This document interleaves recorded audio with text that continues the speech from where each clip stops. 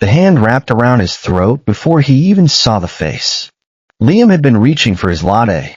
Cold now, the foam collapsed into a sad beige skin on top, when the grip came from behind, yanking him half out of his chair.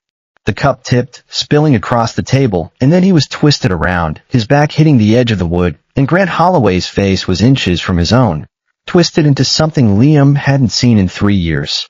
Not the polished, charming mask. The real one. The one that lived under the expensive suits and the carefully timed smiles. Grant's voice cracked. His fingers tightened. You're pregnant. It came out like an accusation, like Liam had done something to him, like the curve beneath Liam's soft wool sweater was a personal betrayal instead of a life.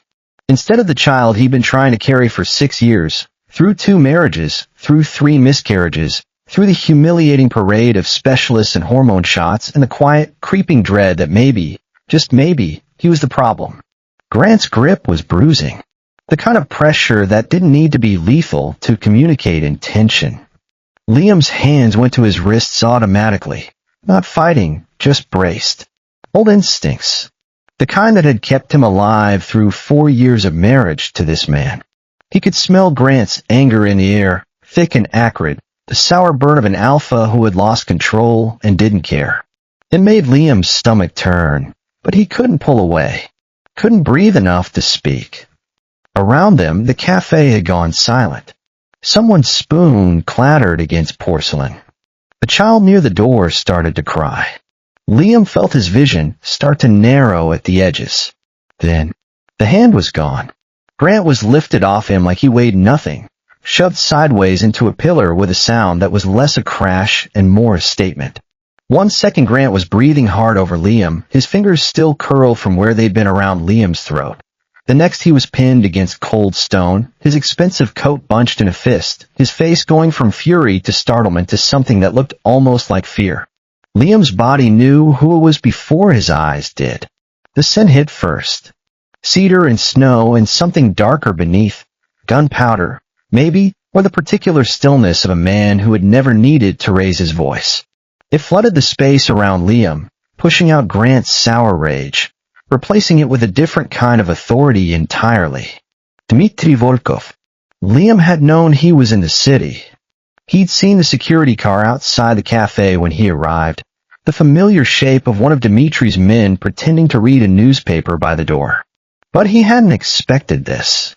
Hadn't expected Dmitry to walk into a Chicago cafe in the middle of a Tuesday afternoon like he was just another customer. Dmitry didn't move like other alphas. He didn't posture or loom. He simply was, and the whole room seemed to recalibrate around him. He was tall, broad through the shoulders, dark-haired with eyes the color of winter water. His jaw was set, but his face gave nothing away. The terrifying part was how calm he looked. I know exactly who I'm talking to, Dmitry said, his voice low and even, answering something Grant had apparently said. Liam hadn't heard it. Hadn't heard anything beyond the roaring in his own ears. A man who put his hands on my husband. My husband. Those 2 words crossed the room and landed like a blow. Grant's eyes went from Dmitry to Liam and back again. His face cycled through the stages of collapse, confusion, outrage, the beginning of something that looked almost like terror. His neck was red above his collar. His expensive haircut had come loose from its styling. You can't, Grant started. This is insane. He was my. You're what? Dmitry's voice didn't rise. It didn't need to. Your property. Your punching bag. I know exactly what he was to you. The question is what you are to me. And the answer to that is about to have a very bad day. Liam was still frozen at the table, one hand braced on the edge, the other pressed flat against the swell of his belly. He could feel the baby moving, small flutters, like butterfly wings against his ribs. 5 months along. Too early to be safe, too late to hide. The room was spinning. He could taste the sour remnants of Grant's anger on his tongue, mixed with the metallic edge of his own fear. His throat burned where Grant's fingers had been. Breathe. He had to breathe. Dimitri released Grant with a shove that sent him stumbling backwards into a chair. The chair skidded and tipped, and Grant went down with it, sprawling on the tile floor in a way that might have been comical if Liam could find any humor in the situation. Dimitri crossed to Liam in 3 strides. His hand found Liam's jaw. Gentle, so gentle, the back of his knuckles brushing Liam's cheek like he was checking for fever. "Are you hurt?" His voice was quiet, private, meant only for Liam. Liam tried to answer, but his throat was raw. He swallowed, winced, managed, "I can breathe." It wasn't really an answer. Dimitri's eyes tracked down to Liam's throat, to the red marks already blooming there. Something in his expression didn't change. It hardened, the way steel hardened in a forge. Still, cold, and then. Did he squeeze? Liam nodded once. The muscles along Dimitri's jaw tightened. Nothing else moved. He was a man who had learned long ago that the most dangerous thing an alpha could do was show his teeth before the bite was necessary. "Call the car," Dimitri said over his shoulder. One of the men who had appeared at the cafe entrance as quietly as Snowfall stepped aside to make the call. Liam hadn't even noticed them come in. They were just there now, dark coats and watchful faces, the kind of men who knew how to make a doorway belong to them. Grant scrambled up from the floor, straightening his jacket, trying to reclaim some dignity. "You can't just... I was his husband. He belongs to me." Liam looked at him then, not with fear. "Not this time." "I belong to you," he said, and the word surprised him. They left his mouth like they'd been waiting there for years, sharp and clean. Past tense. That's the word you keep forgetting. Grant stared at him like Liam had slapped him. Dimitri's hand found the small of Liam's back, steady, grounding. "We're leaving." No one argued. Outside, Chicago had gone gray. Rain was starting to fall, slicking the sidewalks, turning the city into a smear of headlights and wet asphalt. The cold air hit Liam's skin and made his throat sting again. He could still feel the ghost of Grant's fingers, the particular weight of an alpha's hand when it was meant to remind you of your place. Dimitri kept one hand at his back as he guided him toward the black sedan waiting at the curb. The car was idling, heat already blooming from the vents. One of the security men opened the back door, and Dimitri helped Liam inside like he was made of glass. Liam sank into the leather seat. His whole body was shaking, fine tremors that he couldn't seem to stop. His hand found his stomach automatically, pressing against the soft curve beneath his sweater. The baby was still moving. That was something. Dimitri climbed in beside him, and the door closed with a solid thunk. The car pulled away from the curb smoothly, gliding into traffic like the chaos behind him had never happened. For a few moments, no one spoke. Dimitri's scent filled the enclosed space, not overwhelming, but present, the way a good alpha's scent should be. Warm and steady, the smell of home after a long storm. Liam let himself breathe it in, let it push back the last traces of Grant's anger. Finally, Dimitri said, "The baby," not a question. The question was in the way he looked at Liam, cataloging every flinch, every swallow, every place Liam's fingers tightened over his stomach. "I don't know." Liam's voice cracked. "I don't." He grabbed me and I couldn't. He couldn't finish the sentence. The tears came then, hot and sudden, sliding down his cheeks. He pressed the heels of his hands against his eyes, ashamed of the sound that escaped him, a thin, wretched noise that belonged to someone else. Someone weaker. Dimitri's hand found his wrist. Gentle. Unhurried. "We're going to the clinic. It might be nothing." Liam's voice was muffled by his palms. "It might be fine. Then we'll find out it's fine." Dimitri's tone was still calm. That calm had edges. Liam let his hands fall and leaned his head back against the seat, eyes closed. His throat pulsed with every heartbeat, and he could feel the marks Grant had left there. Not deep enough to bruise spectacularly, but enough to remember. Enough to make every swallow feel like a test. The worst part, the part he couldn't say out loud, was how familiar it all felt. Not the violence. Grant had never been that obvious before. Not with his hands. But the fear. The sudden sickening drop in his stomach when an alpha's anger turned on him. The way his body had gone quiet and compliant before his mind could catch up. Dimitri's fingers tightened around his wrist. Just a fraction. Just enough to ground him.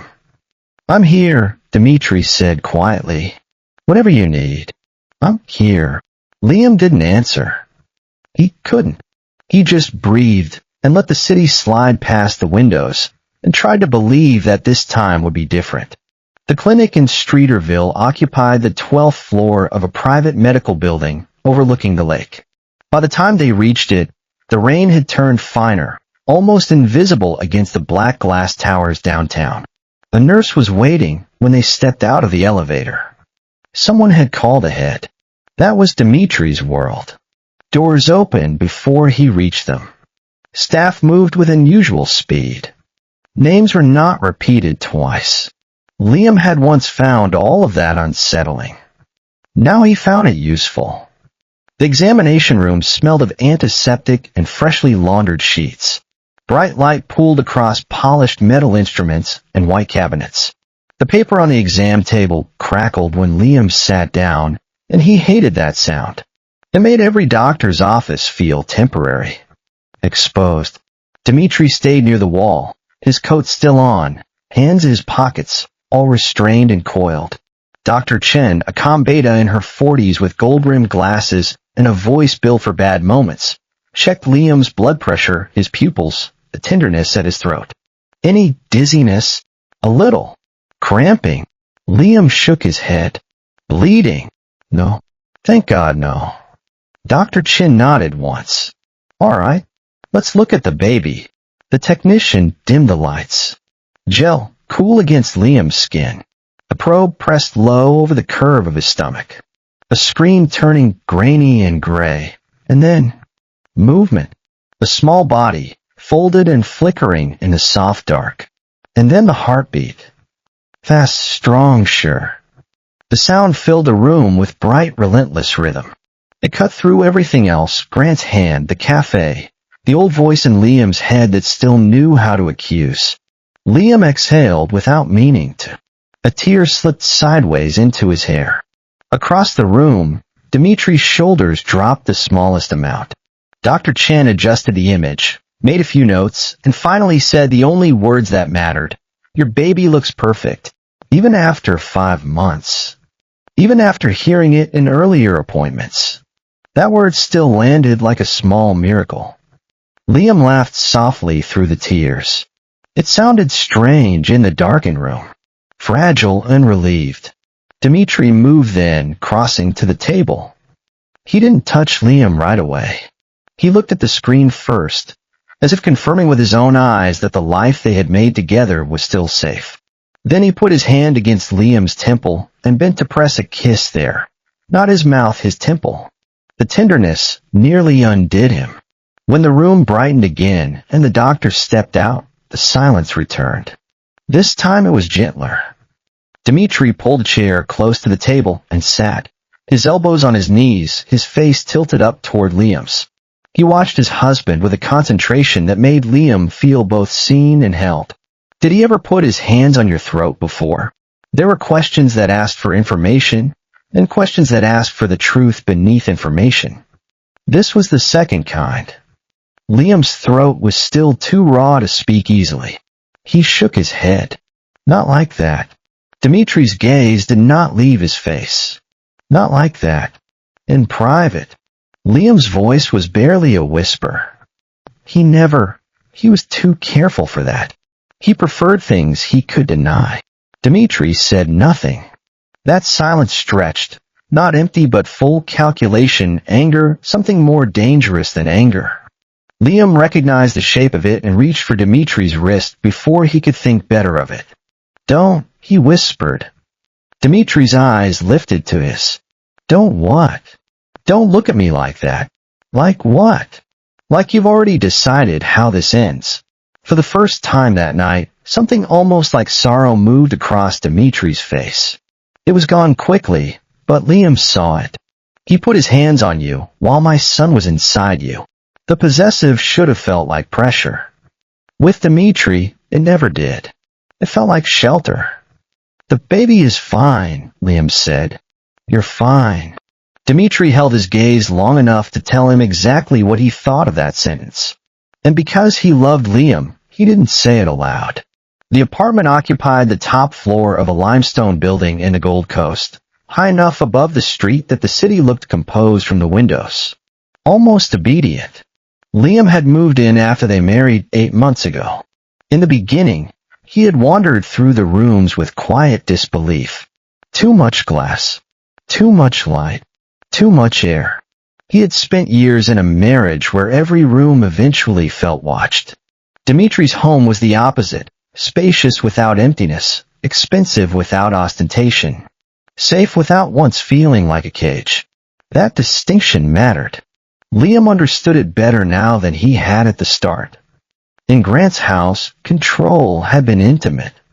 The way he stood too close when he wanted Liam uneasy. The way silence itself became punishment. The way every ordinary choice, what Liam wore, how late he was out, whether he had called his mother back, could somehow be made to feel like an error in judgment. In Dimitri's world, protection worked differently. It didn't narrow Liam's life. It expanded the edges around it. Liam went where he wanted. Worked when he wanted. Kept his own name professionally. Chose his own doctor, his own therapist. No one checked his phone. No one asked for proof of loyalty. No one made him explain why he needed space. And yet he was never unprotected. At the door downstairs, the night guard nodded to him by name. In the mornings, there was often a man leaning against a parked car with a coffee cup and the particular stillness of someone paid to notice what others missed. At first Liam had bristled at that. He'd mistaken structure for surveillance because his history had trained him badly. But structure, he'd learned, could be an act of love when it was placed around you rather than over you. Inside the apartment, the silence was heavy. Liam slipped off his shoes by the entryway and stood for a moment with one hand against the wall. His whole body ached, not just his throat, but his muscles, his joints, the fine tremors that still hadn't stopped. Dimitri came up behind him. Dizzy, a little. Dimitri touched his lower back, just enough to steady without steering. "Sit." The command should have irritated Liam. Coming from Dimitri, it didn't. His voice held concern, not authority. Liam lowered himself onto the sofa in the living room, where the city spread beyond the windows in glittering grids. The baby shifted suddenly beneath his ribs, a rolling movement that made his breath catch. Dimitri was beside him immediately. "What is it?" "Nothing. Just..." Liam took his hand and placed it over the side of his stomach. They waited for a moment. Nothing happened.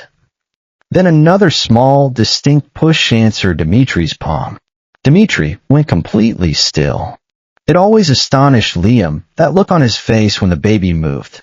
A man who carried power like a second skin, undone every single time by the proof that a child existed inside his husband. "He's fine," Liam whispered. And this time he meant both of them. Dimitri kept his hand where it was for one more moment. Then he looked at Liam. "You need to rest." "I know."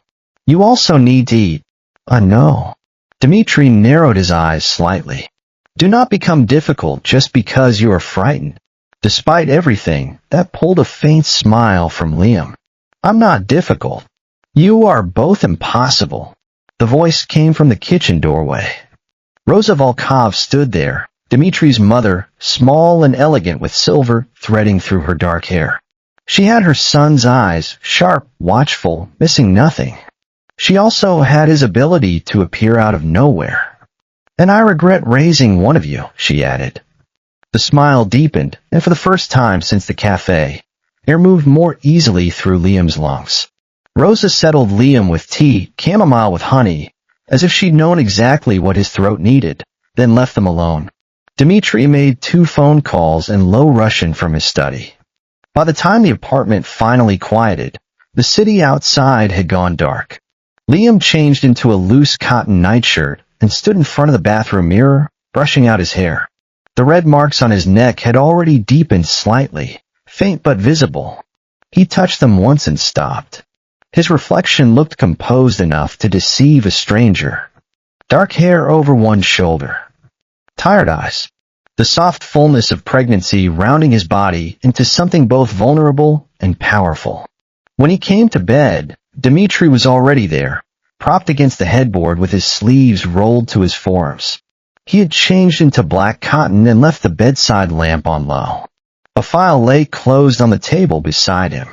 He had not opened it. His attention shifted to Liam the instant he entered. "Come here." Liam did.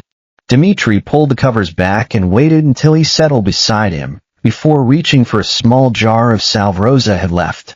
"This will help. It's barely noticeable." Dmitri's glance flicked to the side of Liam's throat. "That is not the standard I am working from." He dipped 2 fingers into the salve and touched Liam's skin with painful care. The room was quiet except for the distant hush of traffic far below and the occasional muted horn from Lakeshore Drive. Each movement of Dmitri's hand was slow enough to ask permission without words. That was another thing about Dmitri. He never assumed his closeness was automatically welcome. Even now. Even married. Even with their child on the way. "You're staring," Liam murmured. "I am checking for bruising." "No, you're staring." The corner of Dmitri's mouth shifted, not quite a smile. "I can do 2 things at once." He set the jar aside and let his knuckles trail lightly down the side of Liam's neck, over the place where the fear still lived in his muscles. "Does it hurt when you swallow?" "A little." "Headache, yes." "Cramping since we got home, no." Dmitri nodded, storing each answer somewhere behind his eyes. Liam had seen him do this in business meetings with doctors, with the architect redesigning the nursery. He listened with full concentration, then arranged the world accordingly. When he finally leaned back, Liam watched him for a moment in the soft amber light. Dark hair, broad shoulders at rest but never fully unguarded, ink disappearing beneath the collar of his shirt. They had met at a gallery in River North on an ordinary Thursday, and Liam had spent the first hour thinking he carried silence like other men carried arrogance. He knew better now. Dmitri's quiet was not emptiness. It was restraint, discipline, a decision made over and over. "Are you angry?" Liam asked. Dmitri looked at him steadily. "At him?" "Yes. At me." "Never." His eyes softened just enough to hurt. "But I need you to stop doing something." Liam frowned. "What?" "Taking responsibility for another man's violence because your body didn't save you quickly enough." There it was again. That terrible precision of his. The ability to find the wound beneath the sentence. Liam looked away toward the windows. "It's hard not to." "I know." Dmitri paused. "That doesn't make it true." The baby moved again, a softer flutter this time. Liam put his hand over his stomach and felt Dmitri's gaze follow the motion. "You scared me today," Liam said. Dmitri answered without hesitation. "You scared me too." Liam turned back to him. Dmitri was looking at him with a strange openness he only allowed in private, the one that stripped his authority of all performance and revealed the man beneath it.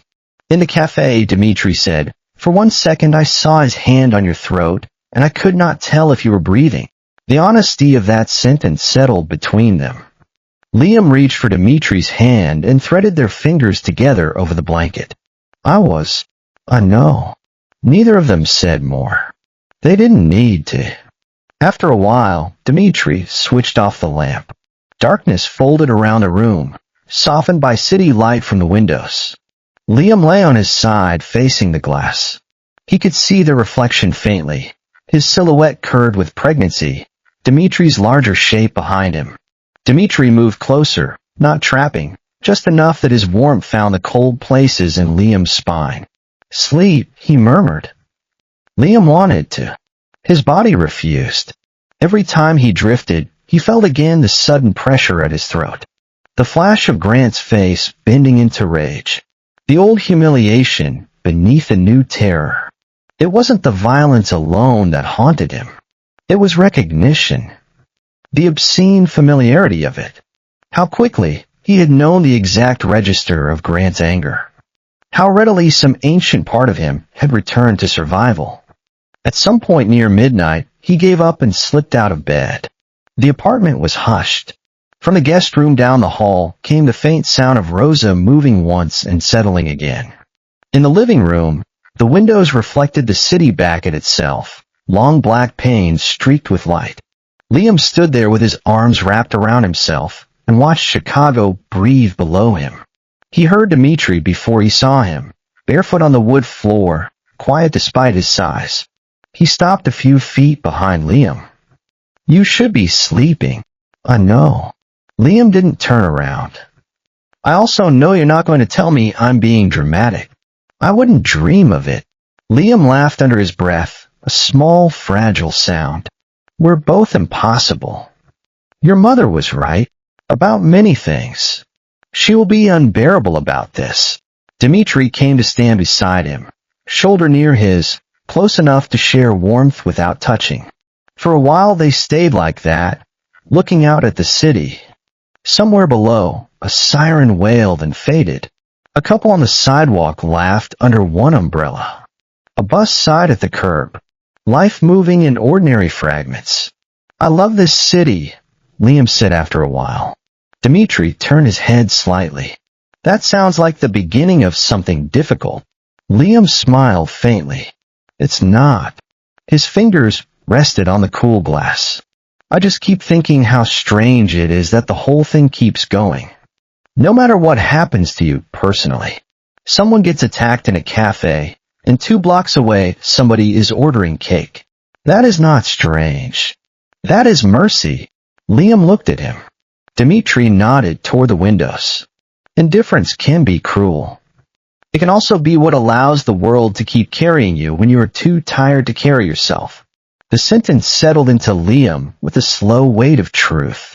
He leaned his shoulder very lightly against Dimitri's arm. "You always say things like that when I'm least prepared. That is because you are most honest when you are unprepared." Liam laughed softly. It faded quickly, but it was real. Then, with the city spread out beneath them and Dimitri's presence steady at his side, he said the thing he hadn't been able to say in the car, or the clinic, or the bed. "I know I'm safe here. I know you won't let anything happen to me or the baby." He swallowed against the soreness in his throat. "I'm just trying to teach my body that." Dimitri looked at him for a long moment. Then he lifted Liam's hand from the window and pressed his lips to his knuckles. One slow kiss, old world and intimate and devastatingly gentle. "We'll teach it together." Liam closed his eyes. Behind them, the apartment was warm and guarded and still. In the nursery down the hall, a chair waited by the window. Tiny cotton sleepers folded in a drawer. A mobile not yet hung. The shape of a future that had begun to feel real enough to touch.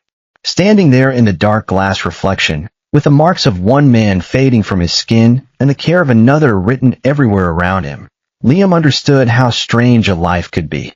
How quietly it could change. How long it could take to trust that change once it arrived. Liam had been 25 when he married Grant.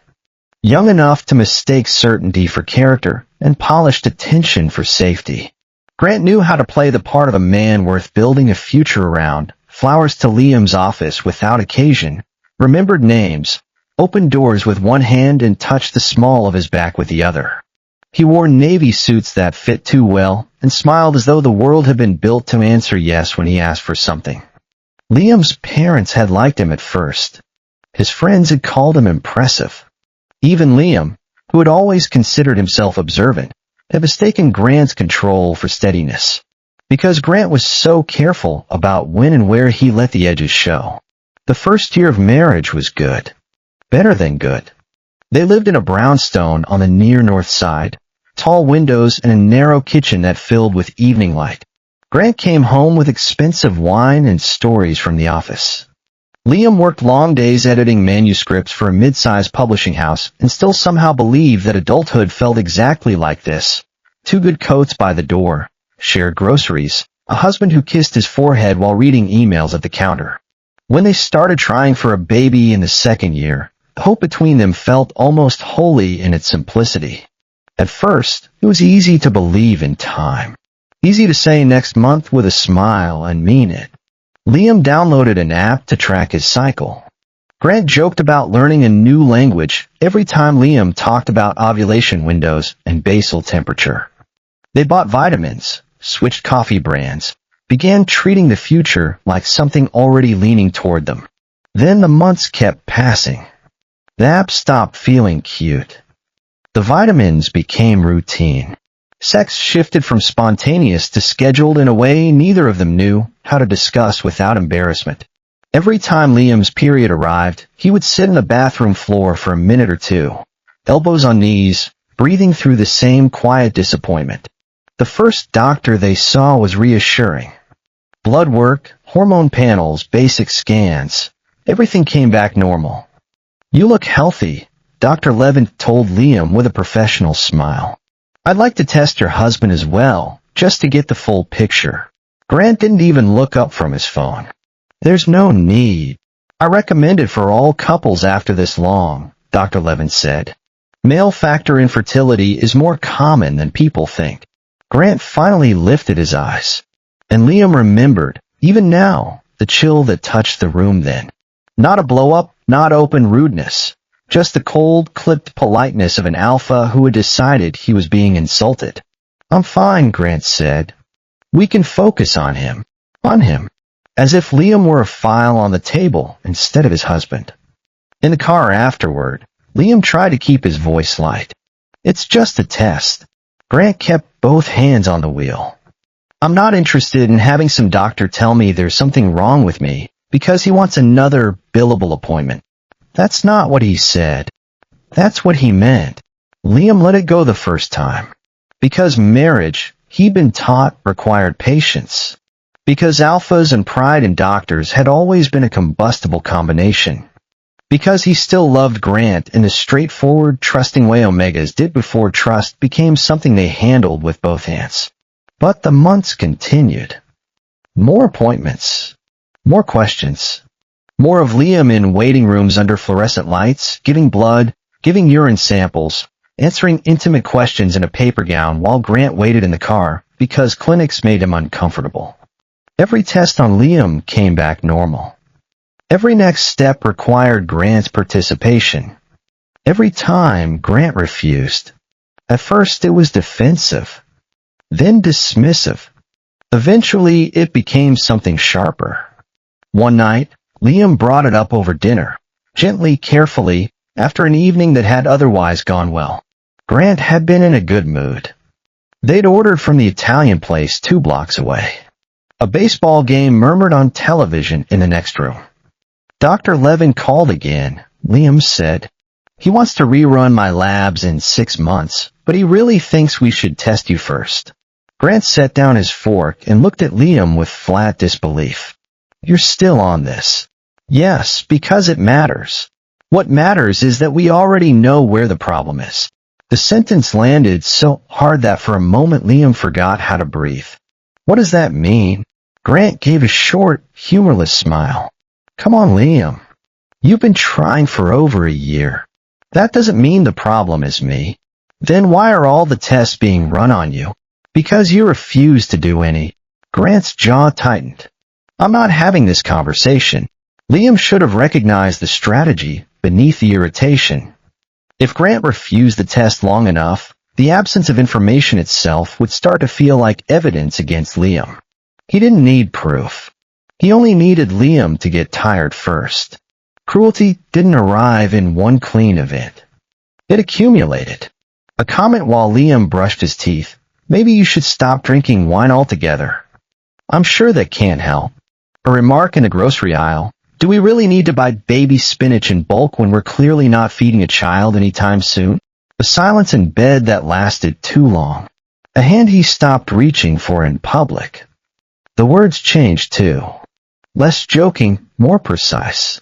One Sunday morning, Liam was standing at the sink rinsing coffee cups when Grant came up behind him and said, almost conversationally, "You knew before we got married, didn't you?" Liam turned, water still running over his fingers. Knew what? That something was wrong. The room blurred around the edges. "No." Grant's eyes narrowed as if Liam's denial itself were offensive. Then how do you explain this? There was no good answer to a question framed like an indictment. Only surrender, anger, or tears. Grant had already decided what each would mean. Over time, Liam began to speak less because silence cost him less. He stopped mentioning friends who had babies. Stopped lingering near children's books in stores. Stopped making jokes about the future because every future tense sentence had started to sound suspicious in Grant's presence, like optimism was a personal insult. He also began shrinking in ways he wouldn't fully understand until later. He turned down invitations, let calls go to voicemail, sat in the parking garage after work because going upstairs felt like preparing for weather. He ate irregularly, slept badly, lost enough weight that his mother commented at Thanksgiving. The worst evening came in winter.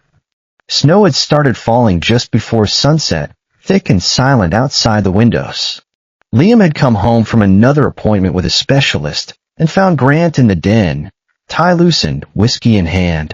He'd spent the day hearing once again that his results were normal, that they still needed Grant, that there were limits to what medicine could explain if one half of the equation refused to appear.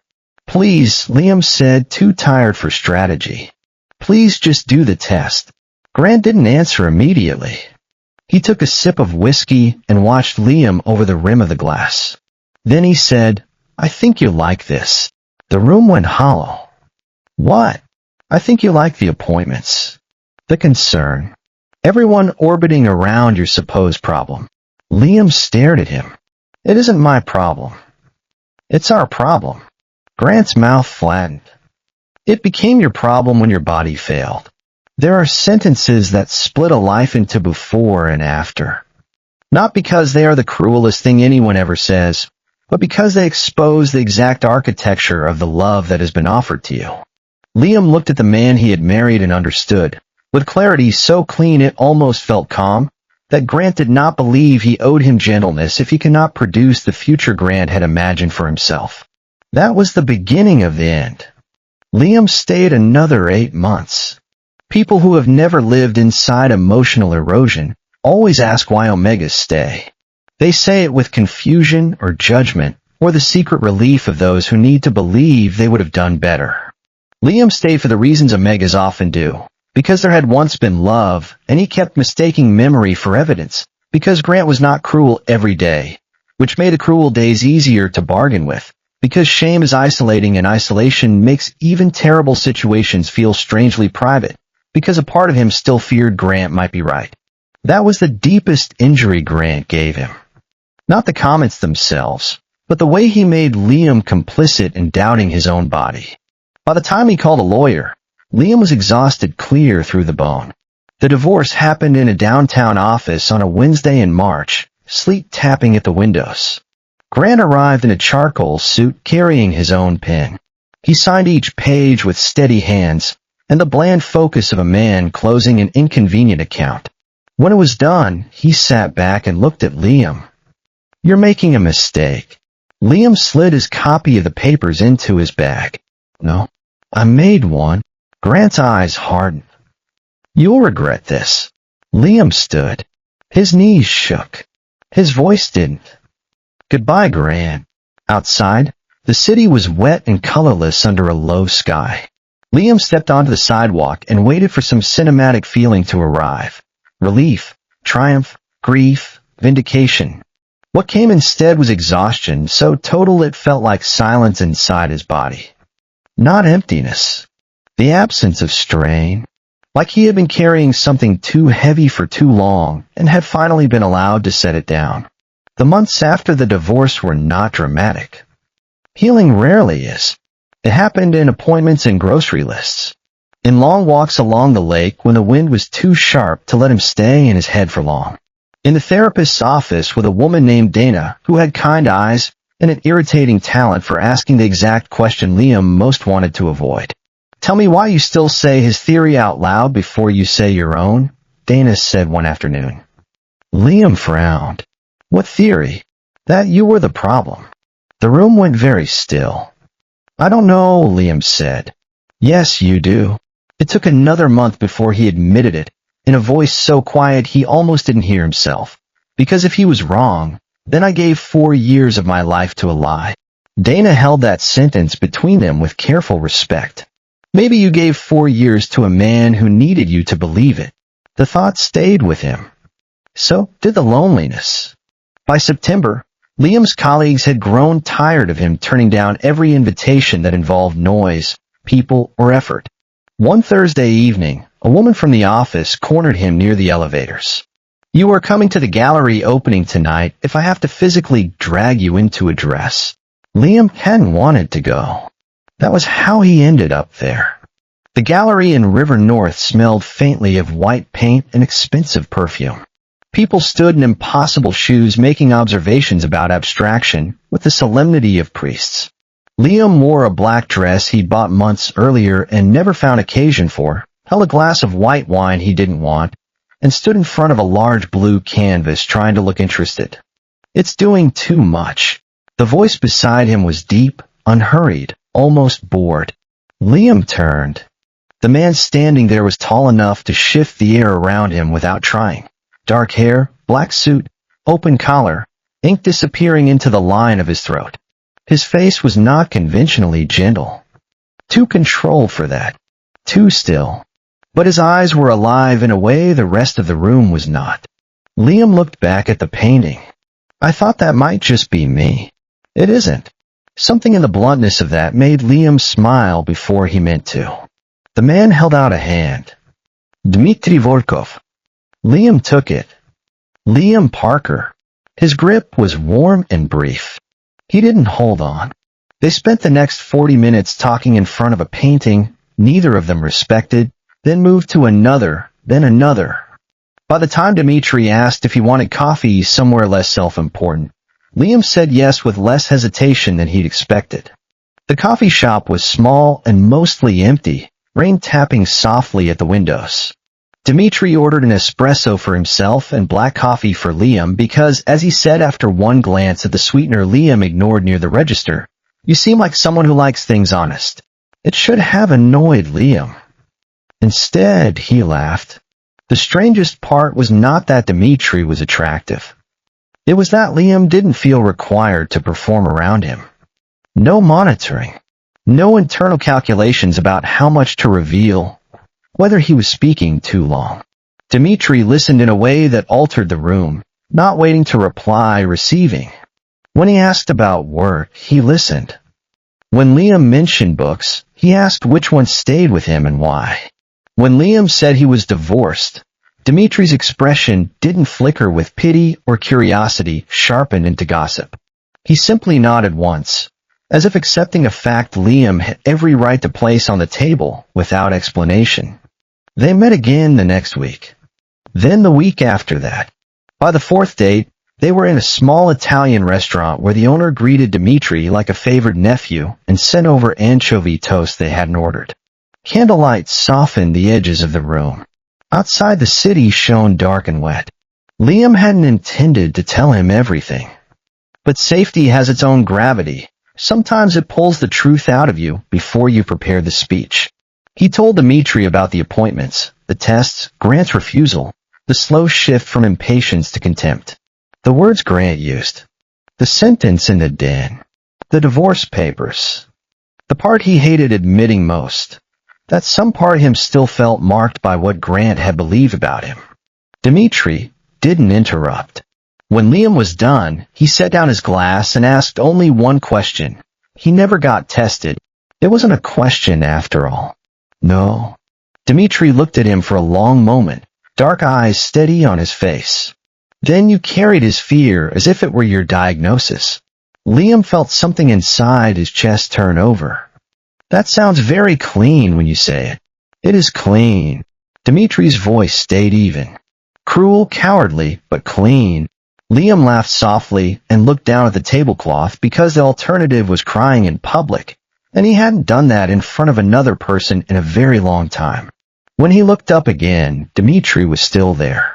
Not reaching for him. Not fixing. Just there. "If you can't have children," Dmitri said, There are still 1,000 ways to build a family. And if you can, then all this means is that you were married to the wrong man. The sentence struck so directly that Liam had to breathe around it. No one had ever framed it that way before. Not his friends with their careful sympathy. Not Dana with her good questions. Not even his mother, who loved him but still seemed to hover around the subject as if language itself might bruise.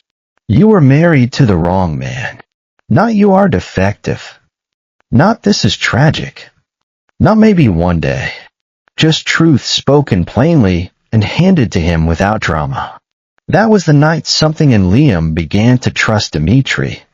Not his power. Liam knew enough by then to sense that the world tilted around him in ways he didn't yet understand. Restaurant owners who appeared too quickly. Men near doors who watched rooms without seeming to. The fact that Dimitri never once scanned a bill before paying it. No, it wasn't the power that won him. It was the steadiness. The refusal to make him feel like damaged goods requiring special handling. By the time winter came, Liam had stopped waiting for the version of Dimitri that would eventually diminish him to appear. It didn't. Dimitri was careful with him but never condescending. Protective but never possessive in the small, humiliating ways Liam had learned to fear. He asked where Liam wanted to go, asked what he thought, asked if he was tired or hungry or overwhelmed, and then treated the answers as information, not inconvenience. He proposed in February. No crowd, no orchestra, no kneeling spectacle in public. Just the two of them in his apartment after dinner. City lights spilled across the floor, a ring set quietly between two wine glasses. I want a life with you, Dimitri said. Exactly as you are. Liam married him because he believed him. 3 months later, Liam was late. He bought the test from a pharmacy on Dearborn just after 9 in the morning and tucked it into his bag beneath a manuscript he'd been pretending to read. Back at the apartment, he stood in the bathroom staring at the box for a full minute before opening it, as if delay itself could soften whatever truth waited inside. 2 lines appeared almost immediately. For a second, Liam thought he'd misread them. Then he sat down hard on the edge of the tub, one hand over his mouth, and the force of it hit, not joy first, release. Great shaking sobs dragged up from somewhere older than the marriage and deeper than the body. All the years of shame, all the appointments, all the nights he'd lain awake wondering whether his worth had been quietly reduced in some way he'd never be able to restore. It broke loose at once. When Dimitri came home that evening, Liam met him in the hallway, still barefoot, the test clenched in one hand. Dimitri looked at it, then at him. Then he crossed the distance between them and pulled Liam against him so firmly that Liam could finally stop holding himself up. He didn't say, "I told you so." He didn't say, "See."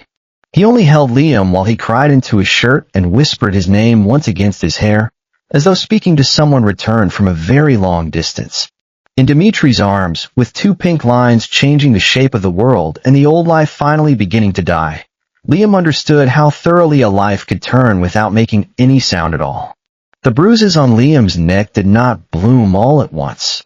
By morning, they had darkened into visible evidence, fingerprints translated into shadow along the side of his throat.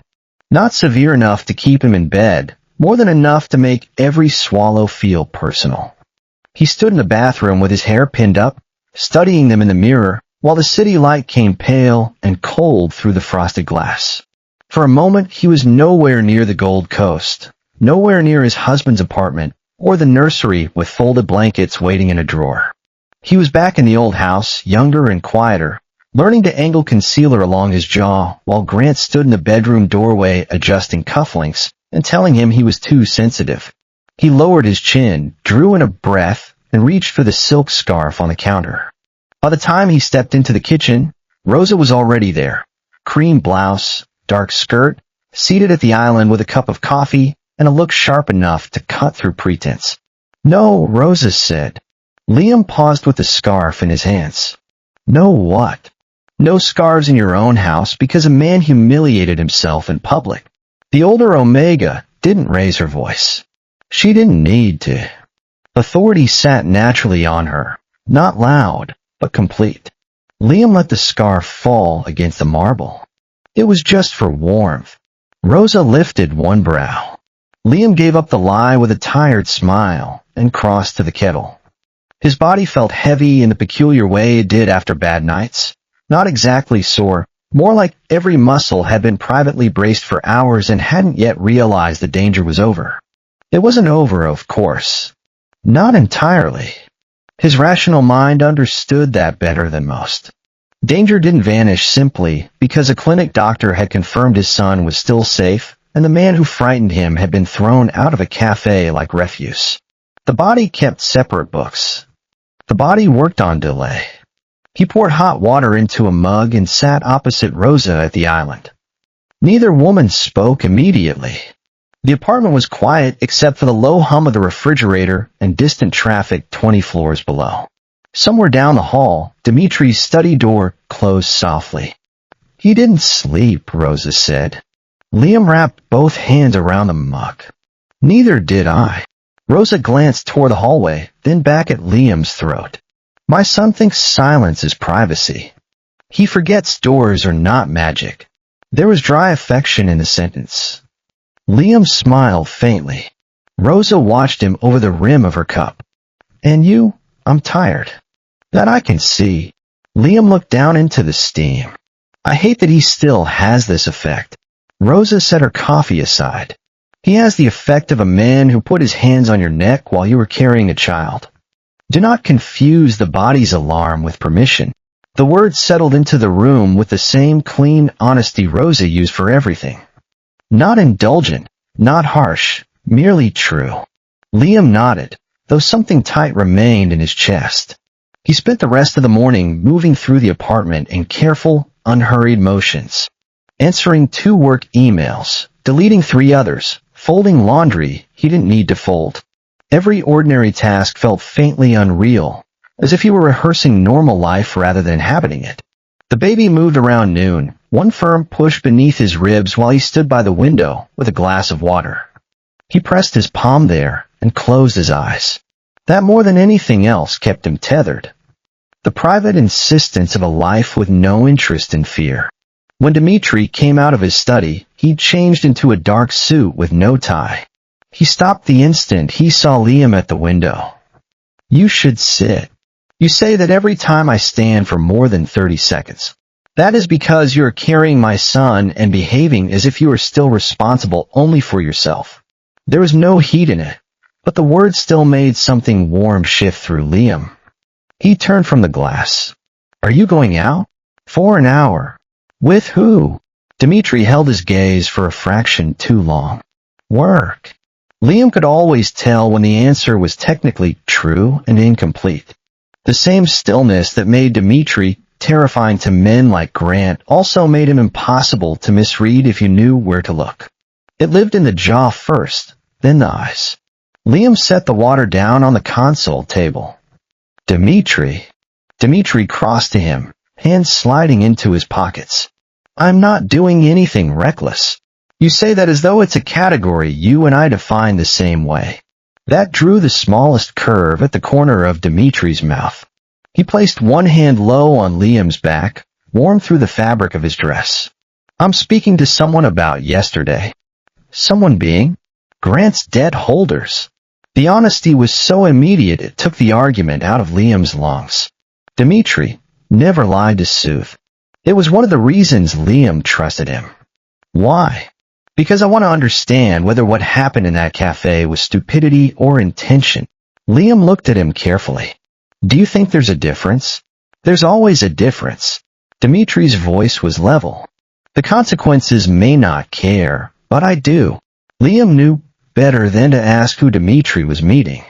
Men in Dimitri's world came with titles he didn't need to know until he needed to know them. It was one of the quiet agreements of their marriage. Dimitri never shut him out, and Liam never demanded spectacle in exchange for trust. "Still, be careful."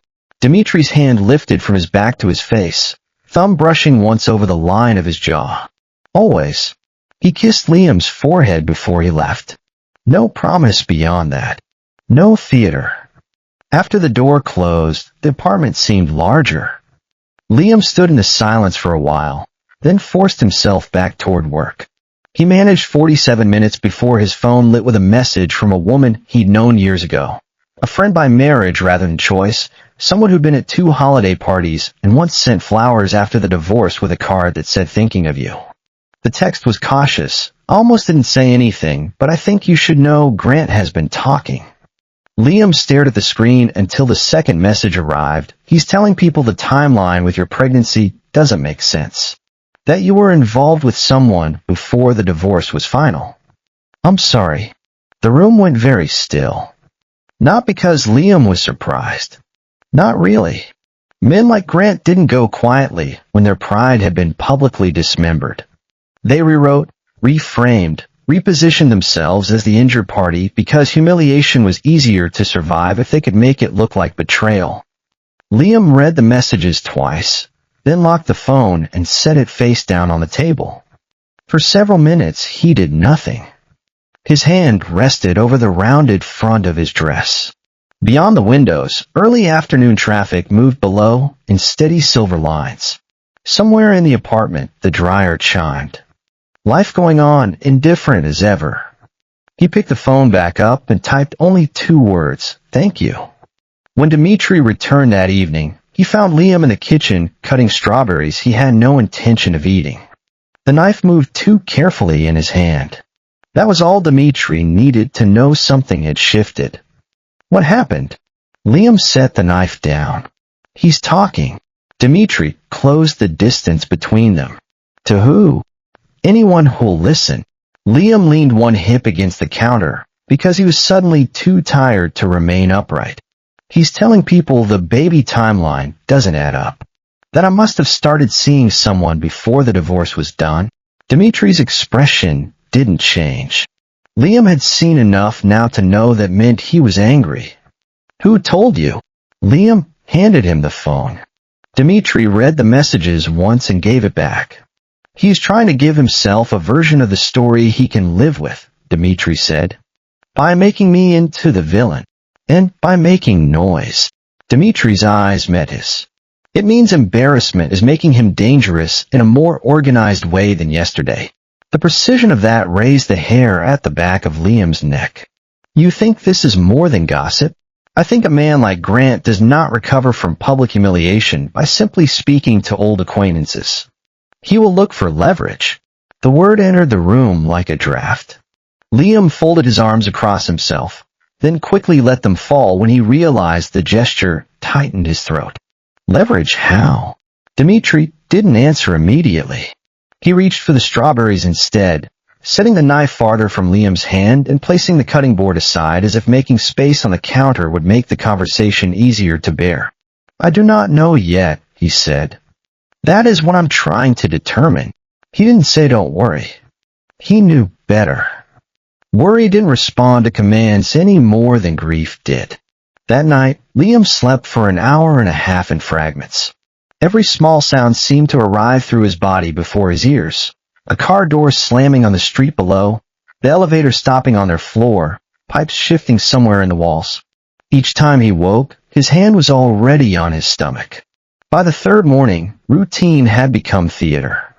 He answered emails, took calls, sat through a virtual meeting with a client in Boston, and retained almost none of it. The tension at the base of his skull had settled into something constant. His bruises were fading, yellow now at the edges, but he could still feel Grant's hand in phantom pressure every time he buttoned a blouse too high. Dimitri noticed everything. He didn't comment when a different car began taking Liam to appointments. He didn't mention the man who now occupied a table in the lobby every afternoon with a newspaper and untouched coffee. He didn't ask how often Liam checked the locks before bed. He simply adjusted the architecture around Liam until the world held a little firmer. On Thursday, Liam went to the publishing agency's downtown office for the first time in weeks. His contract only required occasional in-person meetings, but he refused to become housebound because of Grant Holloway. That mattered to him more than comfort. The office occupied part of an old building in the Loop, all restored brick and glass, conference rooms that tried a little too hard to look effortless. By noon, he'd reviewed cover copy, approved 2 edits, and nearly succeeded in feeling normal. Then Marissa from production stopped by his desk with a stack of proofs under one arm and said, too casually, "By the way, some weird guy was asking about you earlier this week." Liam's fingers went still on the keyboard. "What weird guy?" Marissa shrugged. "Well-dressed. Expensive coat. Friendly in that polished way that's not actually friendly. Said you used to work with him socially, or something." She frowned, replaying it. "Asked if you still came in on Thursdays.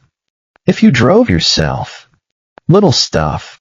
Cold moved through Liam so fast it felt clean. "What little stuff?" Marissa seemed to realize a second too late that she'd stepped into something real. "Honestly, I thought it was odd at the time. He wanted to know if you still kept regular hours. Whether you were in office more now, because of the baby." I didn't tell him anything useful. "Did he give a name?" "No." I asked who he was, and he just smiled. Liam pushed back from the desk. His pulse had already leapt ahead of his thoughts. Marissa's voice softened. "Do you know him?" Liam looked toward the bank of windows at the far end of the office. The city outside had gone white with midday glare, all motion and noise, an impossible distance. "Yes," he said. "I know exactly who sent him. He left the office 5 minutes later and didn't trust his own hand enough to fumble for his keys in the elevator. By the time he stepped onto the sidewalk, his phone was already at his ear." Dmitri answered on the first ring. "Tell me." Liam exhaled, unsteady. "Someone was asking about my schedule at the agency." "A man?"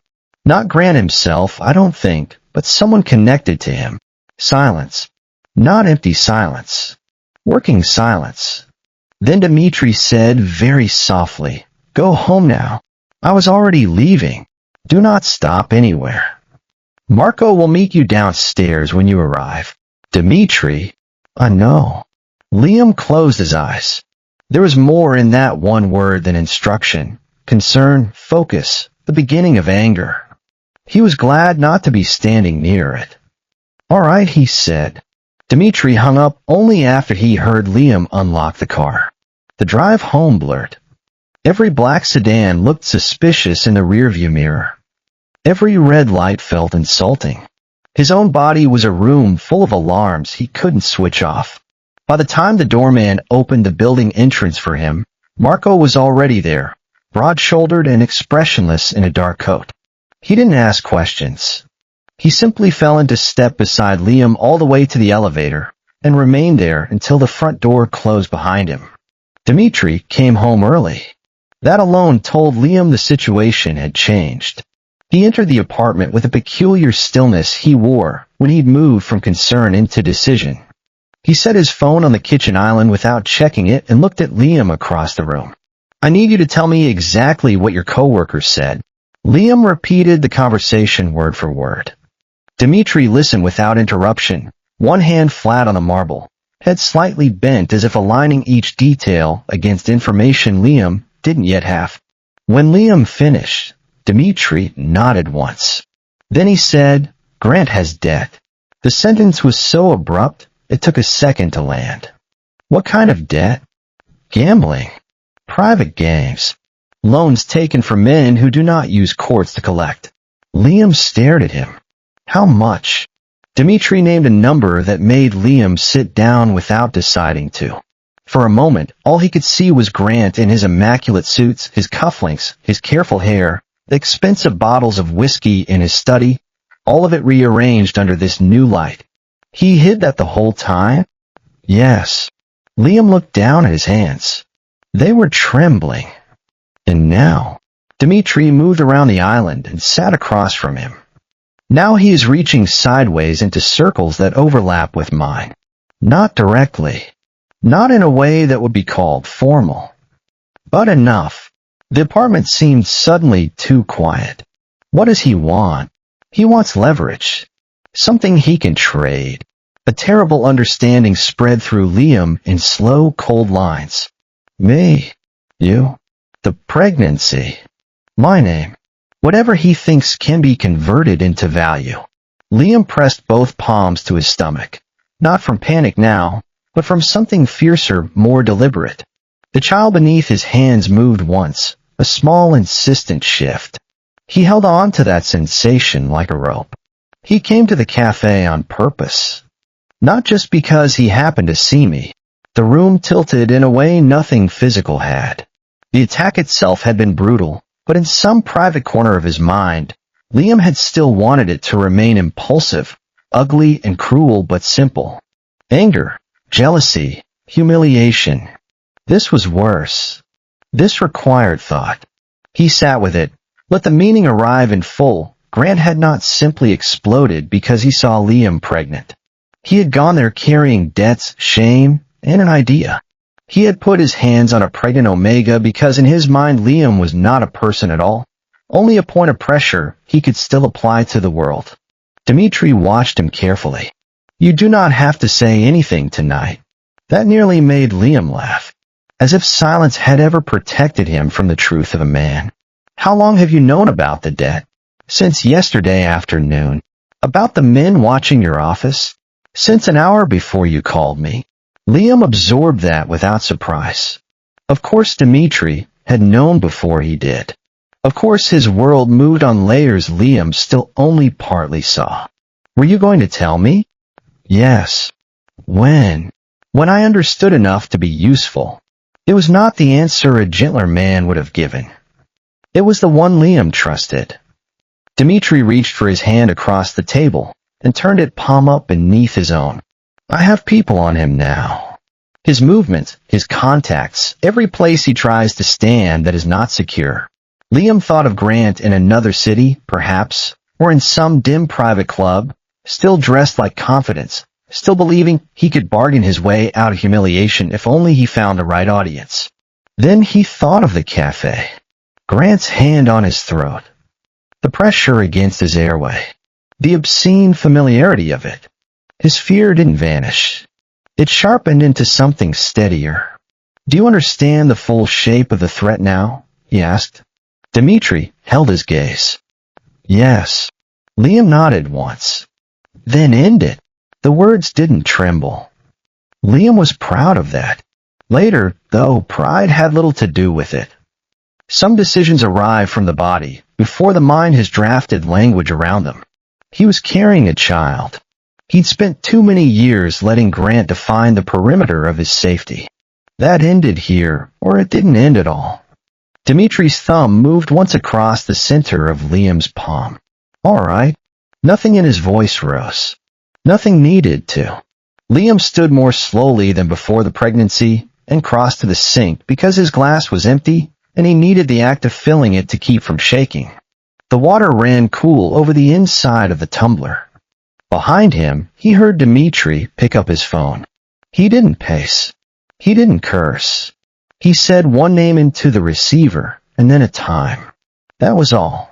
Later, after Rosa had coaxed Liam into eating soup he barely tasted and the apartment dimmed into evening, Grant Holloway received a message through a number he didn't recognize. No greeting. No signature. Just an address near the South Branch docks, and an hour after dark. He stared at it long enough for the screen to go black in his hand. When he looked up, his own reflection in a window gave him back a face he barely trusted. Grant still went. Of course he did. Men like him always believed there was one more room in which they could recover control if they dressed correctly and spoke with enough confidence. He showered, shaved, changed into a dark suit that sharpened his shoulders and hid the tremor in his hands. He polished the lie before he stepped into it. By the time he left his apartment, he had almost convinced himself this meeting was not an ending, but a negotiation. The drive south took him through parts of Chicago he preferred to treat as scenery rather than geography.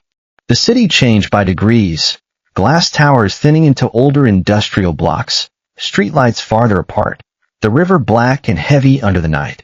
Rain earlier in the evening had left the pavement slick, reflecting red brake lights and broken lines. He parked outside a warehouse near the South Branch and sat behind the wheel for a few seconds with the engine idling. The building was large and mostly dark, one of those brick structures that seemed to have outlived whatever original purpose had built it. No sign. No visible activity. Only a wide metal door ajar by a narrow margin and light leaking through in a thin blade across wet concrete. Grant checked his phone. No new messages. He shut off the engine and got out. Cold met him at once. It slid under his collar and straightened his spine. He crossed the open stretch of pavement, trying not to appear cautious, though caution had already settled deep in his body. At the threshold he paused, one hand brushing the inside of his jacket as if he expected something there that would make a difference. Then he stepped in. The warehouse swallowed sound. Light from a single industrial fixture pooled in the center of the floor, hard and colorless. Beyond that circle, the edges of the room dissolved into shadow. Grant could feel men there before he really saw them, still figures placed with deliberate precision, close enough to matter, far enough to let silence do its work. Dmitri stood under the light with his hands in his pockets. No jacket this time, dark shirt sleeves rolled to the forearms, ink visible along one wrist and disappearing beneath the cuff. He looked neither angry nor impatient. That was the first thing that unsettled Grant. The second was that Dmitri seemed entirely alone, even with a room full of men at his back, as though support was incidental to him, not necessary. Grant stopped several feet away. For a moment, neither man spoke. Then Dmitri said, "You put your hands on my husband." The sentence entered the room without force and somehow carried more weight for it. No shouting, no dramatics. Just record fact. A line entered into a ledger. Grant lifted his chin. He provoked me. The words had barely left his mouth when he knew they were the wrong ones. They sounded thin even to him. Dimitri's expression didn't alter. You saw a pregnant Omega in a public cafe and put your hand on his throat. Grant swallowed. You weren't there for the beginning. I was there for the part that mattered. The shadows around the room remained motionless. Grant was acutely aware of them anyway. The polished shoes on his feet suddenly felt absurd on the oil-stained concrete. He glanced once toward the open door, gauging distance without meaning to. Dmitri noticed. Of course he noticed. If you were going to run, he said, you should have done it before you walked in. Grant forced a laugh that went nowhere. I didn't come here to run. You came because men like you always think there is still a conversation to be had. Grant let a beat pass before speaking, trying to recover ground already slipping under him. I came because I don't respond well to threats delivered through middlemen. Dmitri took one step forward, still inside the circle of light. This is not a threat. It is the part after that. The cold that had started outside moved through Grant more completely now. He kept his face arranged with care. You don't own him. Dimitri's eyes sharpened by the smallest degree. No. But he is my husband. He is carrying my son. And you mistook that for a situation in which you still had access. Grant opened his mouth, but Dmitri kept speaking. You also made the mistake of thinking your debts were private. There it was. The entire room seemed to narrow. Grant said nothing. Dmitri continued in the same even tone. 3 years of losses. Private card games. 2 bridge loans. A note extended and then extended again because you kept promising a recovery that never arrived. Grant felt heat rise at the back of his neck. You have no idea what you're talking about. Then correct me. Tell me the figure is lower. Grant didn't. Dmitri removed one hand from his pocket and spread his fingers slightly, as if laying cards on a table only one of them had the advantage to see. You approached men you should never have approached. Not because you had anything real to offer, but because humiliation made you reckless and debt made you stupid. Grant's jaw tightened. I know people too. Yes. And now they know me better. The sentence landed with sickening clarity. Grant understood suddenly and in full that conversations had already happened in rooms he'd never enter. Calls had been made. Names exchanged. His situation had been evaluated by men who had nothing to gain from preserving his dignity. Still, he reached for anger, because anger was easier than fear. He made me look like a fool. Dmitri looked at him as though measuring not the words but the poverty of them. No. You did that yourself years ago. The cafe simply made it visible. Grant took a step forward before thinking. One of the men in the shadows shifted just enough, not a threat yet, but a reminder. You think you can talk to me like this because of your name, Grant said. Because everyone in this city jumps when you move. Dimitri's face remained unreadable. No. I am talking to you like this because you followed a pregnant Omega to medical appointments. Grant froze. For the first time that night, something close to panic cracked through the control in his expression. You had no right to put people on me. Rights are not the language you introduced into this situation. Grant's voice came out sharper than he intended. I needed information. You needed leverage. Dimitri took another step, close enough now that the difference in physical presence became difficult to ignore. You wanted to know when he was alone, where he went, how exposed he was. You wanted to trade proximity to my family for the illusion that you still had value. Grant's pulse thundered high in his throat. He used me. The excuse sounded pathetic in the cavernous room. He heard it and hated himself for hearing it. Dimitri went very still. You strangled him in public because he rebuilt his life without you. Grant looked away first, toward the far wall, toward the idea of distance. There was none. I don't need you to understand what happened between us, Grant tried. Dimitri's response came quiet and final. I understand enough. I know he spent years being blamed for a problem you were too proud to test for. I know you preferred his shame to your own uncertainty. I know you said things to him no alpha says to a man he loves unless his idea of love is contamination. Grant stared at him. Some piece of him had still imagined Liam kept certain humiliations private, not from loyalty, from habit, from the old training. To hear them now in another alpha's mouth felt like being flayed. So what is this, then? Grant straightened, drawing on the final reserve of arrogance that had carried him this far.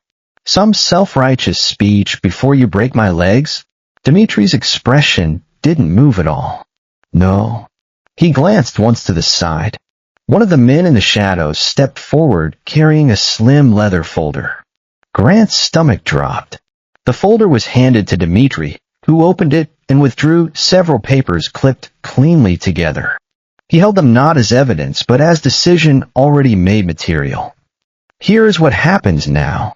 Dimitri named 2 commercial properties and 1 controlling stake in a logistics company Grant had spent years assembling through shell arrangements and careful acquisitions. Not everything he owned. Only the pieces that mattered most. The liquid spine of what remained of his future. Grant's voice broke free before he could smooth it. You can't be serious. I rarely find humor in domestic violence. These assets are worth more than what I owe. I know exactly what they are worth. Grant laughed once in disbelief. This is extortion. Dimitri looked at the papers, then back at him. No. Extortion involves negotiation under pressure. That opportunity is past. You can't just take what's mine. The men at the edge of the room didn't move, but the air around Grant seemed to tighten anyway. Dimitri held the papers out. I can, and I am. Grant didn't take them. For a few beats, the room stood balanced on that refusal. Then Dimitri stepped closer until they were nearly chest to chest. Look around you, he said quietly. Grant did. He saw the men more clearly now, not thugs, not random muscle. The opposite, which was worse. Disciplined. Calm. Familiar with this geometry, familiar with outcomes. He looked back at Dimitri and understood with humiliating completeness that law and outrage and principle, all the words he would use in safer rooms, had no purchase here. His mouth had gone dry. If I sign, you think this ends? Dimitri's gaze didn't flicker. If you sign, you settle part of what you owe and all of what you started. You leave Chicago before sunrise. You do not contact my husband again. You do not mention his name to mutual acquaintances. You do not discuss the child. You do not try to correct the story for your own comfort. You disappear. Grant clenched his teeth. And if I don't? It was the first honest question he'd asked all night. Dmitri answered with the same clean simplicity he brought to everything else. Then I call the men whose money you spent and tell them I am no longer inconvenienced enough to interfere. No threat in the tone. No flourish. Just consequence. Grant felt the room shift under him in a way that had nothing to do with balance. He'd known abstractly that Dmitri had reach. Everyone in certain circles knew that. But the abstract had now become intimate. He was standing inside the radius of it. He tried one last defense, because pride dies hard even when survival has already started digging the grave. He was my husband first. Dmitri's eyes turned colder. And you treated him like a failed investment. That was your only claim. You lost it. The words hit harder than Grant expected. Not because they were cruel, but because they were accurate. A memory flashed uninvited. Liam standing in the old kitchen with wet hands and tired eyes while Grant asked how he explained this. Liam shrinking slowly and invisibly until the version of him inside the marriage became so small Grant mistook it for guilt.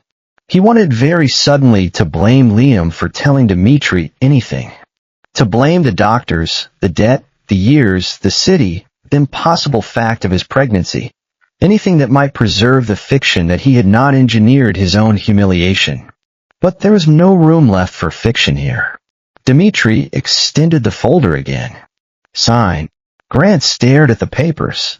The warehouse was silent except for the faint hum of electricity overhead and the distant drip of water somewhere in the dark. He thought of the lenders waiting on their own clock. Thought of the dwindling options left to him.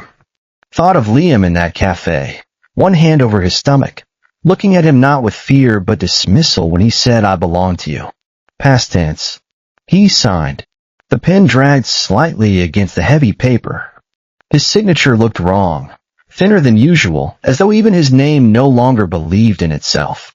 When he finished, Dmitri took the folder back and checked each page with unhurried attention. Only then did he nod once to the man beside him, who disappeared again into the shadows with the documents. Grant stood very still. "That's it." Dmitri looked at him. "For you?" "Yes." Grant searched his face for some trace of triumph, cruelty, anything human enough to hate cleanly. He found none of it. That was the final indignity. Dmitri was not enjoying this in the way Grant would have. He was simply closing a threat. "You could kill me."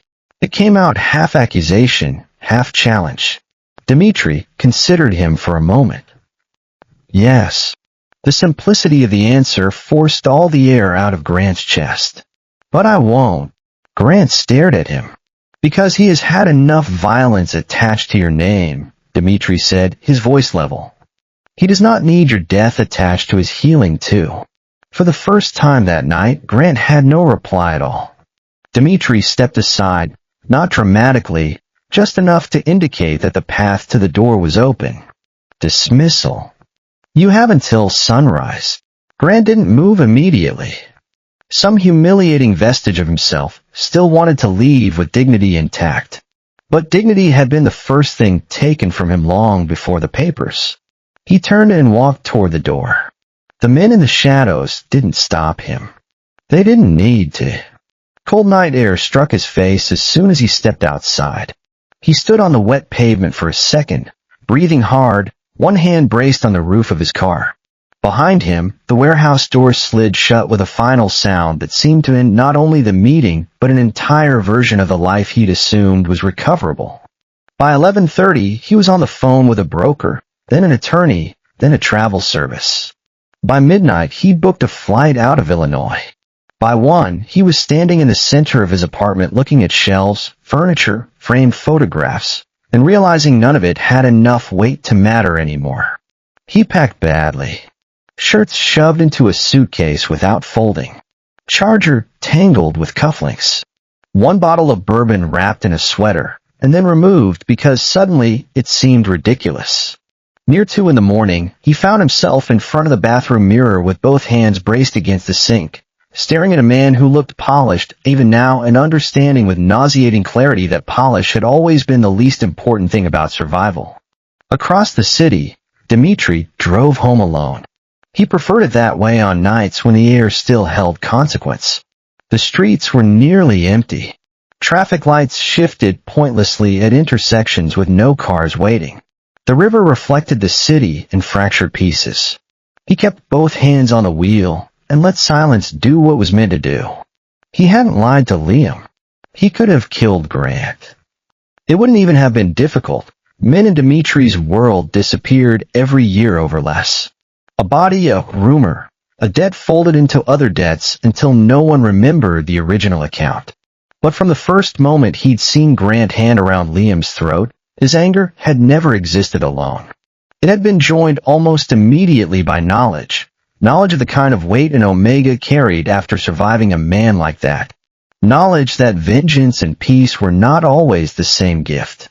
Knowledge that if he brought blood home to Liam would carry some part of it no matter how often Dimitri told him not to. So he'd chosen removal instead. Not mercy. Never that. But distance made permanent. When he entered the penthouse a little after 1, the apartment was dark except for a lamp burning low in the bedroom. Rosa had long since gone to sleep. The city beyond the windows had thinned to quiet light and black glass. He paused in the doorway. Liam was awake, propped against the headboard in a pale nightshirt, hair loose over one shoulder, one hand spread over the curve of his stomach. A book lay open and unread in his lap. He looked at Dimitri the moment he appeared, and in his eyes Dimitri saw the hours he'd spent listening for the front door. Dimitri set his keys down softly and crossed the room. "Did I wake you?" Liam gave him a tired look that held no humor. "I wasn't asleep." Dimitri sat on the edge of the bed. For a moment neither of them spoke. The lamp cast warm gold over the sheets, over the shadows under Liam's eyes, over the faint final traces of bruising still yellowing near his throat. Finally, Liam asked, "Is he gone?" Dimitri reached out and smoothed a strand of hair back from his face. "He's gone." Liam searched his expression as if the truth might have layers he hadn't yet offered. "Gone where?" "Away from us." That answer satisfied him more than a city name would have. He let out a long breath and lowered his eyes to his hand on his belly. For a few seconds, the room held only the soft sound of their breathing and the distant hum of the heating system. Then he looked up again. "You could have killed him." It wasn't horror in his voice. Not approval either. Just fact laid carefully between them. Dimitri didn't insult him with denial. "Yes, but you didn't." "I didn't." Liam waited. "Why?" Dimitri considered the question, not because he lacked the answer, but because Liam deserved the cleanest version of it. "Because whatever he did to you," he said quietly, "the end of the story should not leave more of him inside your life." Something changed in Liam's face then. Not relief exactly, something deeper. The terrible exhaustion of an Omega who had braced himself for one kind of cost and found another kind of care waiting instead. Dimitri shifted closer and touched the side of Liam's neck where the bruises had begun to fade. His fingers were careful there. "You are safe now." This time when Liam leaned into his hand, it wasn't because he needed to borrow the strength of the words. It was because he believed them enough to rest. Not all at once. That wasn't how this worked, no matter how badly he wanted it to. Safety didn't arrive in a single night and settle permanently into the bones. It came unevenly, in borrowed breaths, in the way sleep returned by degrees instead of in one clean mercy, in the way the body slowly stopped expecting pain every time a door opened. The morning after Dimitri came home from the warehouse, Chicago woke beneath a low pearl-colored sky. Light slid across the bedroom floor and climbed the side of the bed inch by inch. Liam opened his eyes to quiet, real quiet this time. No books left open and unread. No listening for the elevator. No private part of himself measuring the apartment for threat. Only the hum of distant traffic and the soft movement of sheets. When he turned his head, Dimitri was already awake, sitting near the windows in a dark sweater and trousers, one ankle crossed over the other knee, a cup of black coffee cooling untouched in his hand. He was looking out at the city, but not in the abstracted way people do when they're merely thinking. He was watching, taking stock. The posture of a man who'd spent his whole life understanding that peace was most believable when examined from every angle. He sensed Liam before he spoke. When he turned, the hardness that had lived in him for days eased by a fraction. "You should still be sleeping." Liam's voice came out rough from mourning and the healing bruises. "You say that as though I haven't heard it before. Yet you continue to need the reminder." Liam pushed himself up against the headboard and looked at him. For a moment, the light at Dimitri's shoulder softened nothing essential about him. It only revealed what was already there. The patience, the vigilance, the care he never performed because he'd never needed an audience for it. "Come back to bed." That surprised Dimitri enough that Liam saw it in his eyes. He set the coffee aside and crossed the room.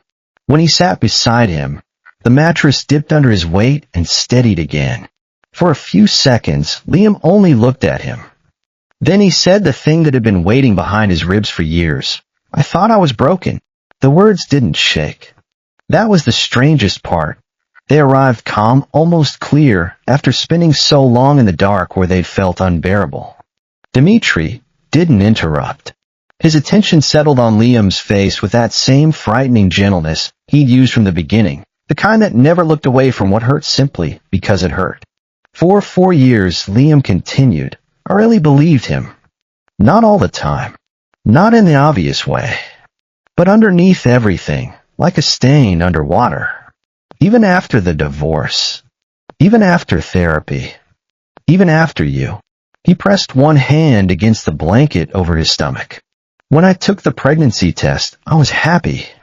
But part of what broke open in me was humiliation. Because I realized how much of my life I'd built around a lie he told to protect himself. Dimitri turned toward him fully. He reached up and held Liam's face with both hands, carefully, as though every word from here had to land exactly where it belonged. "No," he said quietly. "You were with the wrong man." Liam's eyes burned. "Before you look away," Dimitri continued, "there is a profound difference between being damaged and being mishandled. I need you to understand that difference all the way down to your bones." A tear slipped free. Then another. Dimitri didn't brush them away. He simply stayed where he was, steady as architecture. "He made your body carry his fear," Dimitri said. "He made your silence carry his shame. None of that was yours. Not then. Not now." Liam bowed his head and let himself cry, not with the raw, shattering sobs that had taken him on the bathroom floor with a positive test in his hand. This was quieter, older, more exact. The grief of an Omega mourning not only what was done to him, but how thoroughly he'd once mistaken it for truth. Dimitri gathered him into his arms without urgency. One hand at the back of his head, the other spread warm and broad against the curve of his back. Liam let himself hold there. Let himself be held without apology or explanation. Outside the windows, the city continued in its distant silver motion, indifferent and immense.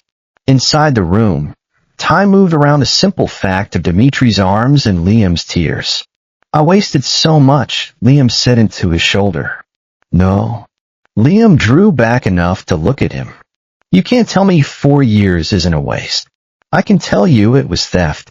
Dimitri's voice was quiet and absolute. "That is not the same thing." The precision of that struck Liam breathless. The years hadn't been given freely. They'd been taken from the version of him that still believed love meant patience in the face of cruelty. Taken by a man who found his trust useful.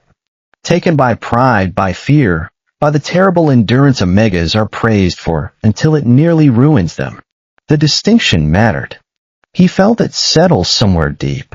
Later, after Liam showered and dressed and managed half a piece of toast and some tea under Rosa's watchful eye, the three of them sat in the kitchen while the apartment filled with clean morning light. Rosa wore reading glasses low on her nose and was flipping through a newspaper she barely seemed to need in order to know what happened in the world. Dimitri had gone quiet again in the way he did after nights of action, not withdrawn, simply recalibrating. Liam sat with both hands around his mug and watched steam lift from the tea. Rosa folded the newspaper and set it aside. "You slept some." "Some," Liam agreed. That will improve. Liam smiled faintly. You sound very certain. I'm old enough to be certain about only 3 things. Men disappoint, soup helps, and time reveals what was always true. Dmitri glanced up from his coffee. That is 4 things. Rosa gave him a look of elegant dismissal. Then count better. The tiny exchange loosened something in Liam's chest. Rosa turned her attention back to him. You have spent a long time measuring your strength by what you endured. She paused, her eyes softening though her voice didn't lose its clarity. Stop doing that. Endurance is not the only proof of a life. Look at what you built after he was done trying to make you smaller. Liam lowered his gaze to the tea. The surface trembled once with the movement of his hands. It was a strange thing to realize how much of his identity had still been organized around surviving. The bad marriage, the divorce, the therapy, the public attack in the cafe. Even now, some part of him still counted himself primarily by what he'd made it through, as though survival itself were the highest version of him. But he'd done more than survive. He'd chosen, left, rebuilt. Fallen in love without surrendering himself. Stayed soft where cruelty had once encouraged hardness. Carried a child with wonder instead of fear, even after fear had every excuse to govern him. He looked at Rosa and saw not for the first time the shape of the family he'd married into. Not simple people, not harmless people, but people who understood that love was not proved by how tightly it held. It was proved by what room it made. That afternoon, after Rosa retired to the guest suite and Dmitri disappeared into his study, Liam wandered into the nursery. The room had been nearly ready for weeks. Walls painted the palest gray-blue. A white crib assembled near the far wall. A chair by the window with a folded cashmere blanket draped over one arm. Tiny sleepers in a drawer still smelling faintly of new cotton and cedar from the sachets Rosa insisted on tucking into every storage space in the apartment. Liam stood in the middle of it with one hand under his belly and the other trailing along the back of the chair. He'd spent so much of his life waiting for things to be taken, waiting for tenderness to reveal its price, waiting for joy to expose itself as temporary. And yet here was this room, quiet and complete, built not from fantasy, but from repeated acts of care. Dmitri choosing the safer crib manufacturer after reading reports late into the night.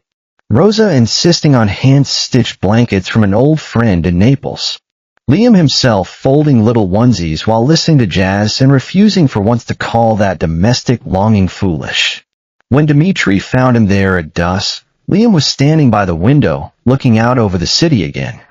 He stopped in the doorway. You should sit. That pulled a laugh out of Liam before he could stop it. You are becoming repetitive. I'm becoming a father. Repetition appears to be part of the role. Liam turned toward him, still smiling.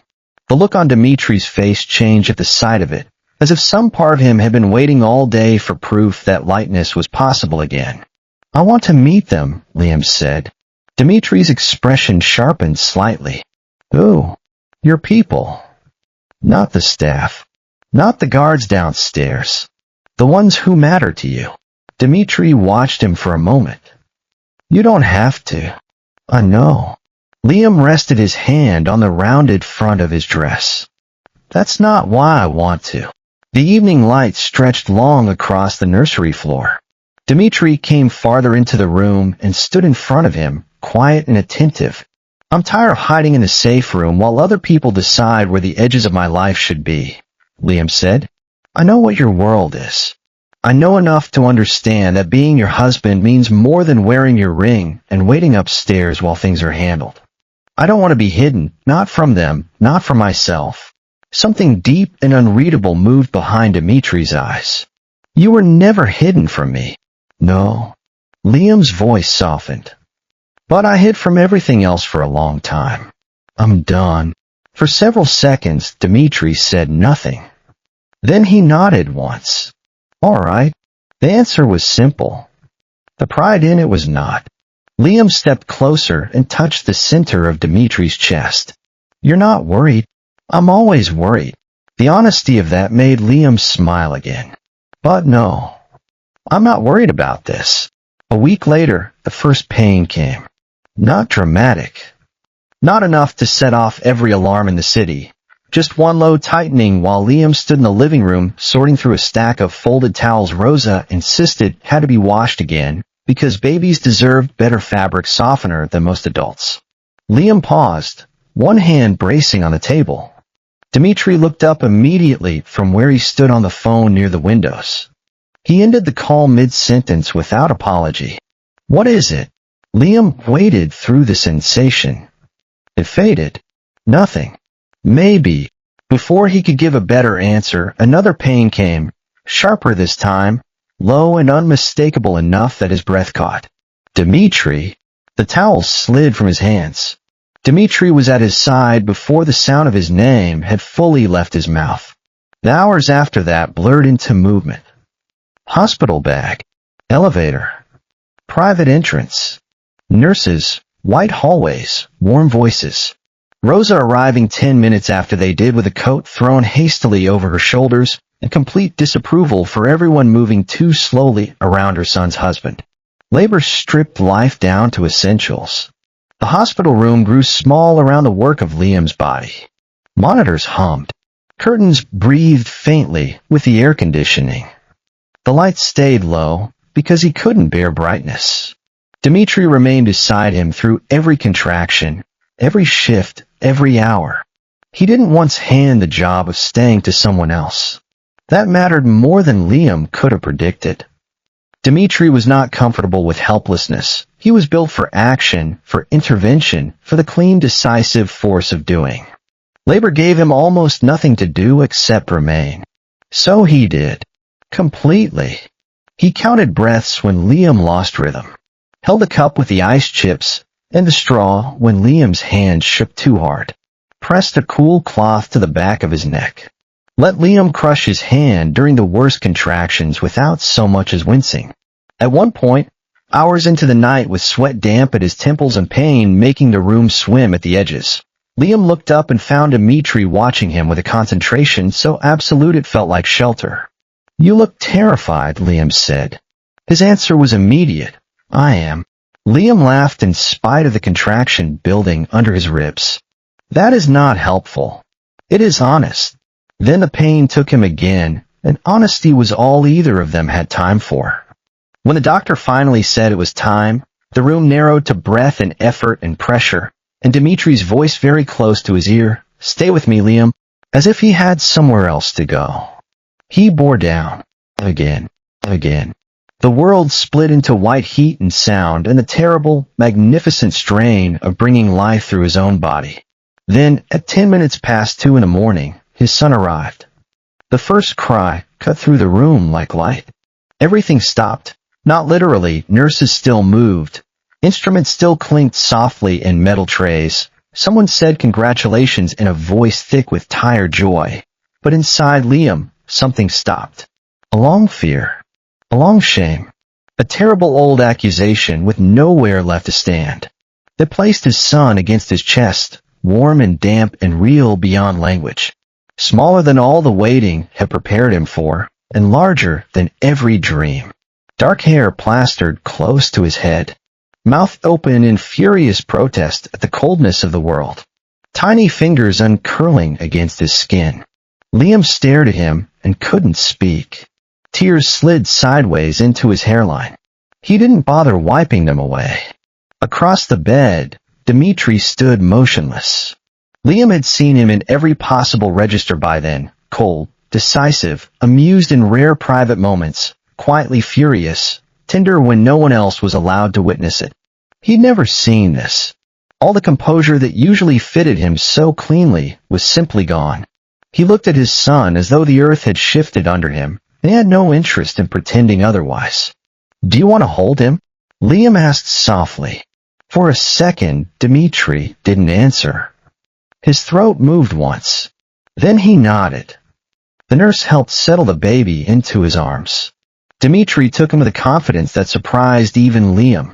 Not stiffness, not fear of breaking something small. He held the child as if his arms had been waiting all these years for exactly this wait. The baby settled almost immediately against his chest. Dimitri looked down. A tear slid unhidden across his face. He didn't wipe it away. Neither did Liam. "Hello, little man," he said, voice so quiet Liam nearly missed it. The baby blinked in the bright new world and opened one fist against the black cotton of his father's shirt. Liam watched them and felt something inside him settle for good. Not because all pain had been redeemed, nothing so neat. The years with Grant didn't become useful just because this child now existed. The violence in a cafe didn't retroactively serve a purpose. He would never insult himself with that kind of narrative. But the lie had ended. That was enough. He hadn't been defective, not barren, not insufficient, not an omega who tricked an alpha into loving him under false pretenses. He'd been standing all along on the wrong side of someone else's cowardice. That truth now breathed in a room, tiny and loud and wholly undeniable. Dimitri looked up from the baby to Liam. There were still tears on his face. "Thank you," he said. The words were simple. What they contained was not the gallery, the coffee shop, the kitchen table conversations, the clinic, the warehouse, the long nights, the quiet way he'd loved Liam without ever demanding that love make him smaller. All of it moved beneath those two words. Liam smiled through tears he no longer cared to hide. "He has your eyes." Dimitri looked back down at the child in his arms. "He has your strength." The room settled around them in warm, exhausted peace. Rosa entered a few minutes later and stopped dead at the sight of her son, holding his own son with tears still on his face. She placed one hand to her chest, then, because she was Rosa, gathered herself immediately and crossed the room with dignity intact. "Well," she said softly, looking from the baby to Liam and back again. "He is perfect. Naturally." It was such a Rosa thing to say that Liam laughed, and the laugh turned into another wave of tears, and then everyone in the room was smiling in that stunned, fragile way people do when something enormous has happened and ordinary language is suddenly too small. Dawn began to lighten the edge of the hospital window not long after. By then, the baby had fed and slept and protested being moved and settled again. Dimitri paced the length of the room once, then twice, their son against his chest, speaking to him in a low murmur half in English, half in Russian. Liam lay back against the pillows and watched them. Father and son. Power made gentle by love. Protection without possession. The old fear in his chest searched for itself and couldn't find enough left to build a home. He closed his eyes for a moment and saw the cafe as it had been, the cold latte, the gray afternoon, Grant's hand, the ring, Dimitri crossing the room with death in his stillness. He saw the bathroom floor with a pregnancy test in his shaking hand. The nursery. The warehouse he'd never entered but whose outcome had shaped the quiet in which he now rested. He hadn't fallen into this life by accident. He'd built it from rubble. From refusal. From the long, humiliating labor of learning that what had been done to him was not the same as what he was. The distinction had taken years. It had taken leaving. It had taken being loved by an alpha who knew the difference between guarding and controlling. It had taken loving himself enough to stop calling survival the highest thing about him. When he opened his eyes again, Dimitri was standing at the window with her son against his shoulder, dawn rising pale over the city behind them. He turned and found Liam watching. For one suspended second, neither of them said anything.